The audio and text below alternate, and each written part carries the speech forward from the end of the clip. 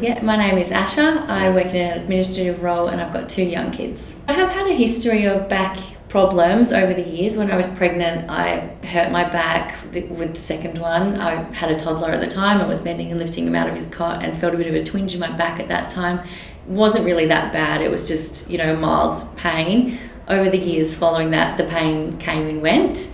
Earlier this year though, I was in the gym, thought I wanted to increase my strength a little bit, so I did some weighted squats, using a barbell on my shoulders, and I felt my back go sort of at that instant, and it was sort of like quite an intense pain. At the time when it happened, I initially didn't really think there was too much wrong. I just thought I'd had done a little bit of muscular damage and needed to do some stretches and move on. My symptoms initially it's just localized low back pain. I did have a little bit of tightness through my glutes, but that was really it, early on. Then I sort of re-injured it again a couple of weeks later. At that point, my symptoms became quite severe really quickly, and I was coming home from the gym and noticed that my whole leg had sort of like really tingly sensations and felt quite weak, and I couldn't put a lot of weight on it. I remember having jeans on and I felt that, I couldn't really handle the feeling of my jeans on my skin. At that stage, I was quite fearful that, there was something pretty bad that had happened. I do know a little bit about injuries, so I, immediately thought that it was something really seriously wrong with my back and my nerves.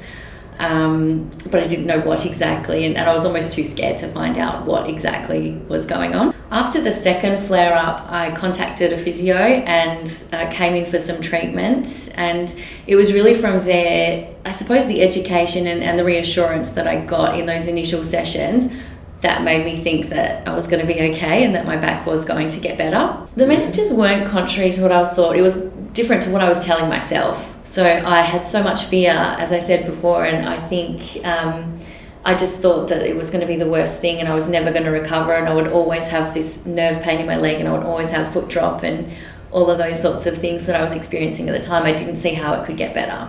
The things that were most helpful, the physio was really reassuring. So never once did he say to me, this is so bad, or we're going to need to get you scans, or, anything that sort of made me think, put more fear into me. I was quite fearful already, so he didn't put any fear into me whatsoever. It was very reassuring with all of the things. No, I didn't want a scan. I don't want a scan. From what I know, most people would have some level of degeneration or some level of, problems if they were to do a scan on pretty much any body part.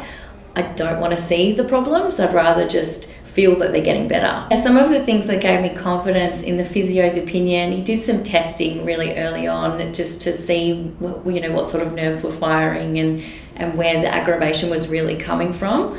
And from there, I felt like he was able to pinpoint the spot where the aggravation was. The things early on that were really important to help me feel confident was I was given things not to do, but also some things that I could do.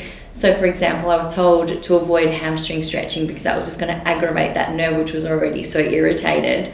But prior to that, I probably would have just done heaps of hamstring stretching thinking that was what was going to relieve the back pain.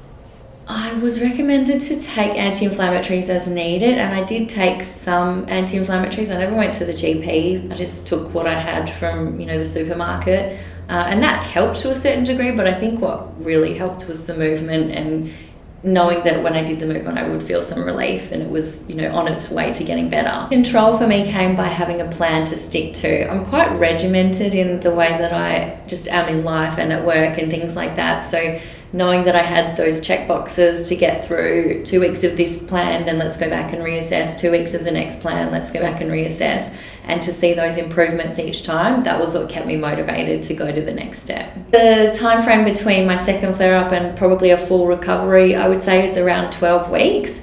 I would still get the odd niggling little bit of muscular pain in my back, but I can certainly differentiate between that and the nerve pain that I was getting initially. There were some other impacts with having small kids. Yeah, I have a toddler, he's 2, so lifting him up was really challenging. I wasn't discouraged from doing that. In terms of whether I think squatting is safe, I've been doing squats again. I do all kinds of different squats. I really think that it's quite biological for me. My mum is exactly the same size and shape. She had back pain at my age. My grandma, same thing. She had back pain at my age. I do feel like there's that sort of link. So I think that my mood and my sleep were impacted by the injury that I'd had, but I didn't need any treatment for those two things because the treatment I was doing for my physical injury were helping with those things. So I think that exercise helps me to not get any more back pain. I feel like on the weeks when I am not able to do as much, that's when I do get those niggling little pains and those things that start to aggravate again. But the weeks when I'm able to be as active as I want to be and do all of those movements, it seems to keep it all at bay.